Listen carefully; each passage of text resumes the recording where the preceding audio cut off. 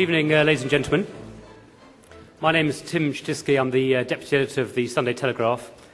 And on behalf of the Saatchi Gallery and the Sunday Telegraph, I'd like to welcome you to our debate tonight. Our thanks to Intelligence Squared for organising tonight's event. Now, the idea for tonight's debate sprung from the Saatchi Gallery Sunday Telegraph Art Prize for Schools, a competition that was launched earlier this year for school children around the world aged from 4 to 18. It's part of the Gallery's education programme, a commitment to introducing contemporary art to younger audiences, and from the Sunday Telegraph's perspective, a chance to showcase young talent. And it's a great opportunity to tell a positive story at a time when today's young people are often lampooned as a generation short of concentration and lacking intellectual rigour. The deadline is at the end of August for entries, and the winners will be announced in October. And already around 2,000 schools have entered, and the standard of work is incredibly high, judging by the entries that I looked at earlier today. I particularly love the very vibrant paintings from Hume Fogg in Nashville, Tennessee, which are currently on display. And previously, the galleries featured works by students from Ramallah, teenagers from St Albans and Stoke Newington, and some wonderful work by some 7-year-olds from Italy. Now, that seems to suggest to me that the Facebook generation does have plenty to offer, but don't take it from me. My schoolboy efforts were best summed up by my art teacher, Mr. Wakefield, who, in one report, said simply, "Tim is unable to make a positive statement on paper." So listen to, instead, to the panel of experts we've assembled for you tonight. They have a much greater claim on your attention than I do, not least by our chairman, Joan Bakewell, the broadcasting writer, who's going to kick us off. Thanks very much.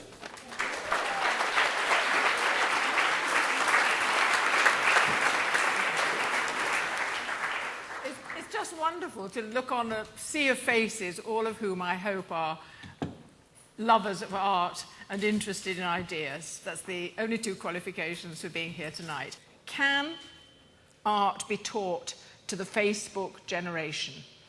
Well, depends who the Facebook generation is. I'm on Facebook. Am I included? Depends what art is. Does it mean, are you being taught to paint, to make, or are you being taught to appreciate and to read and to visit? What does this mean? So that even within that sentence, there are many things to be argued about, which we shall be doing this evening. I'm going to ask our first speaker to be Antony Gormley, if only because he's been busy with the fourth plinth today. But of course, he's doing that because of his whole aesthetic and his commitment to bringing people in and giving people, I don't want to misrepresent him, but he reaches out, does he not, to absolutely everyone. Turner Prize winner in 1994, creator of Angel of the North, Event Horizon, Another Place, which is out in Formby in Lancashire with all the figures on the shore, Field, that piece of work with thousands and thousands of little figures set up in many different parts. I saw it in the British Museum, and it's been in many other places too. So it's for him to speak about whether art can be taught to the Facebook generation. Antony. Thank you, Tim. Thank you, Joan. And thank you all for coming. I think this is a good question, can art be taught? And I mean, I think it's a bigger question. Can art be taught at all, whether or not it's the Facebook generation or any generation?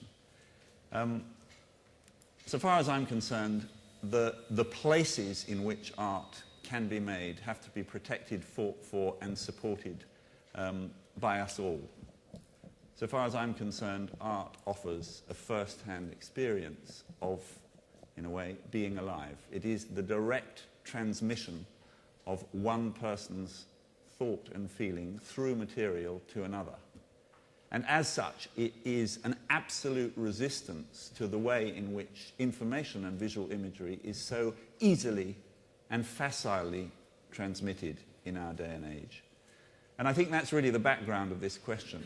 To what extent has our deeper engagement with the visual been diluted by the fact that we live in a time, we could say this is the visual time, in which we are bombarded by visual imagery that is in some sense mechanically produced and mechanically traduced, but art gives us an opportunity to go back to experiencing something that has been made and something that has been, in a way, transmitted materially. So it's a form of resistance to, in a sense, the immediate redundancy of so much of the imagery that we deal with every day. I just want to say something about the way that I have discovered, in a sense, a new paradigm. I think there is a real hunger today, not perhaps for an old idea of art as the result of privilege, patronage, and a great deal of money, but the possibility of art not as an object at all, but as a space of possibility, a space in which, in a way, human being can examine its own nature. And that's, I think, what, for me, one and other, the fourth plinth is all about. It's about taking something that was made in the middle of the 19th century for a king, William IV, the son of George IV, and using this old bit of Victorian street furniture to really examine, in a sense, another idea of making a picture. This is not the kind of picture of mythological scenes that you might find inside the National Gallery. It's not even the portrait of, in a way, a national hero. Trafalgar Square is filled with male national heroes that are all military. It's about us now.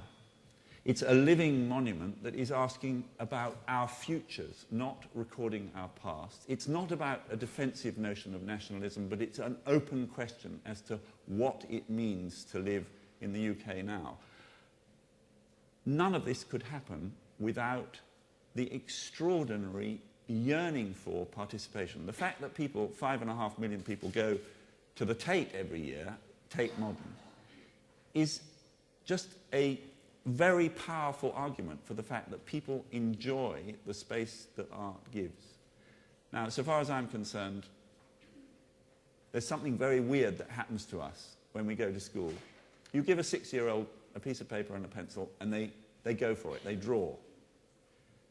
Sometime kind of between 10 and 14, somehow that confidence of being able to translate thought and feeling into an image is somehow complicated, and we begin to self-edit.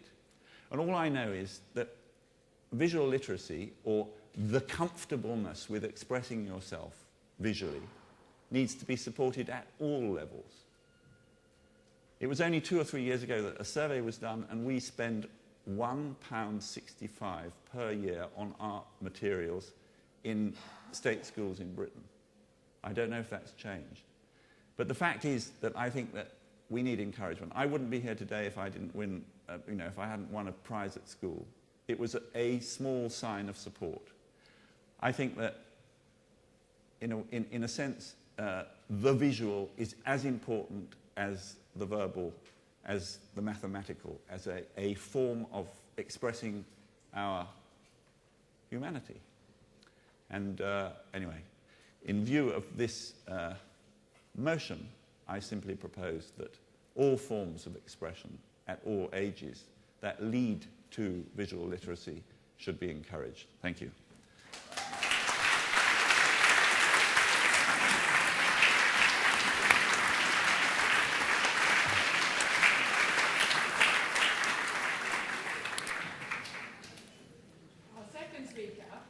Alain de Botton, who is an author of a series of most beguiling books which take an oblique look at life. They include essays on love, the romantic movement, Kiss and Tell, How Proofs Change Your Life, Believe You Me, He Can. I believed it when I read it. I don't know whether he has or not, but a wonderful book. The Pleasures and Sorrows of Work is his latest book.